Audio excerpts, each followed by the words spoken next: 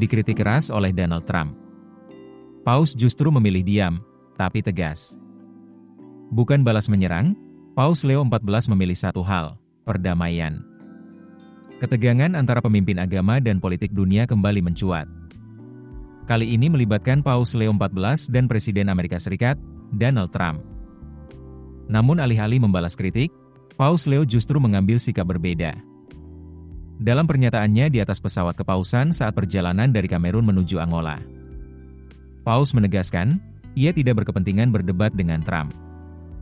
Menurutnya, semua yang ia sampaikan bukan ditujukan kepada individu manapun, melainkan murni pesan Injil tentang perdamaian.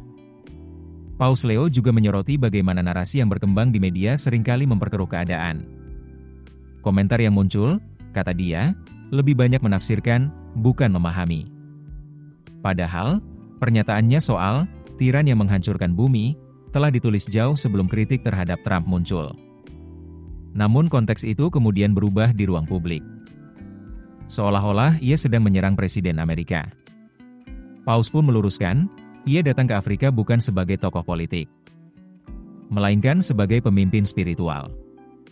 Dalam kunjungan 11 hari ke benua tersebut, ia ingin menyampaikan pesan persaudaraan, keadilan, dan perdamaian. Salah satu titik penting adalah kota Bamenda di Kamerun, wilayah yang selama hampir 1 dekade dilanda konflik separatis. Di sana, pesan damai menjadi sangat relevan. Dan di Angola, negara yang pernah dilanda perang saudara selama 27 tahun, Paus berharap dapat membawa harapan baru bagi masyarakat. Ia dijadwalkan bertemu Presiden João Lourenço dan menyampaikan pidato di hadapan pejabat negara. Sementara itu, respons datang dari Washington. Wakil Presiden AS, J.D. Vance, justru menyambut positif pernyataan Paus.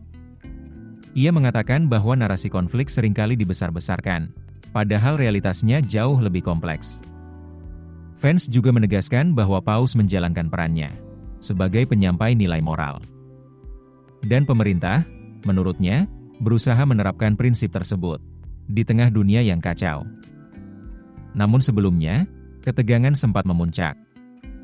Trump secara terbuka mengkritik Paus Leo atas khotbahnya soal perdamaian di tengah konflik global.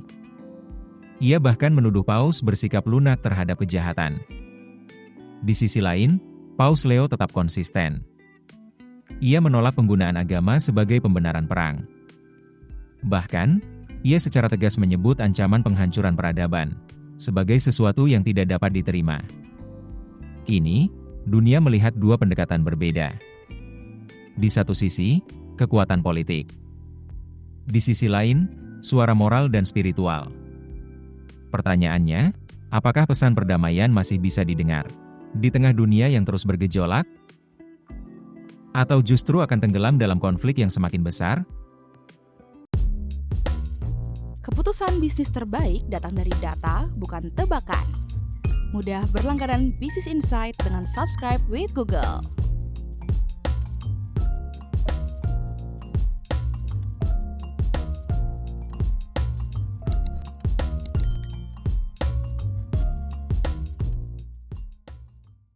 Download aplikasi Kontan sekarang di App Store atau Play Store.